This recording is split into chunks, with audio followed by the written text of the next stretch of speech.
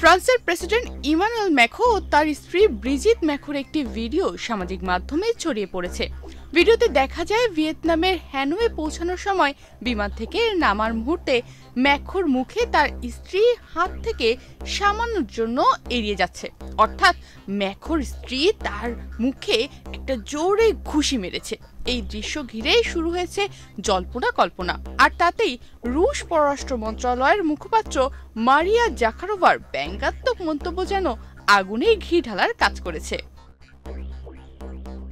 জাখারোভার টেলিগ্রামে রসিকতা করেই লিখে ফেলেন, ম্যাক্রো কি স্ত্রীর কাছ থেকে একটি ডান হাতের ঘুষি খেয়েছেন? এরপর তিনি ব্যঙ্গ করে আরো বলেন, হয়তো স্ত্রীর উদ্দেশ্য ছিল মুখে আদর করে হাত রাখা, কিন্তু একটু বেশি জোরে হয়ে গেছে, নাকি একটি রুমাল দিতে গিয়ে ভুল করে মুখে লাগিয়ে দিয়েছেন, কিংবা কলার ঠিক করতে গিয়ে সরাসরি মুখে পৌঁছে গেছেন। সবশেষে তিনি অভিযোগ করেন, টিপস দিচ্ছি, হতে পারে এটি ক্রেমলিনের হাত।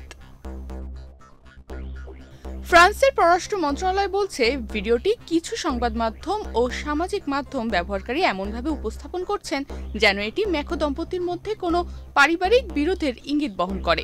বিষয়টি ইতিমধ্যেই রাশিয়ার রাষ্ট্রীয় টিভিতেও একাধিকবার দেখানো হয়েছে এবং ফ্রান্স বিরোধী নানা অনলাইন অ্যাকাউন্টেও ব্যাপকভাবে প্রচার পেয়েছে।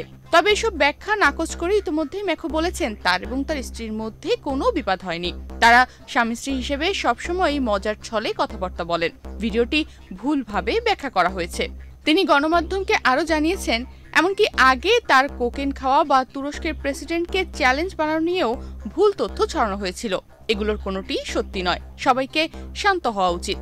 এর আগেও জাখারোভা ও মার্কিন ষড়যন্ত্রতান্ত্রিক অ্যালেক্স জোন্স দাবি করেছিলেন, ইউক্রেন সফরের সময় ম্যাক্রো সহ জার্মান ও ব্রিটিশ নেতারা ট্রেনের ভেতরে মাদক সেবন করেছিলেন। একটি রুমালকে কোকেনের প্যাকেট মনে করে এমন দাবি করা হয়েছিল, যদিও তা প্রমাণিতভাবে ভুল ছিল। এসব বিভ্রান্তিকর প্রচারণা ফ্রান্সের এলিসি প্রাসাদ এবং পররাষ্ট্র মন্ত্রণালয়ের পক্ষ থেকে তীব্র প্রতিক্রিয়ার জন্ম দিয়েছিল। তবে বিশেষজ্ঞরা বলছেন, এমন গুজব ছড়ানো হচ্ছে রাজনৈতিক প্রভাব বিস্তারের উদ্দেশ্যে। এরপর থেকে অনেকের মনে প্রশ্ন উঠছে, আসলে বউ ঘুষি মারলে কি রাজনৈতিক প্রভাব পড়ে, নাকি দাম্পত্য জীবনে সুখ বাড়ে? তনিমা রহমান, বাংলাদেশ প্রতিদিন।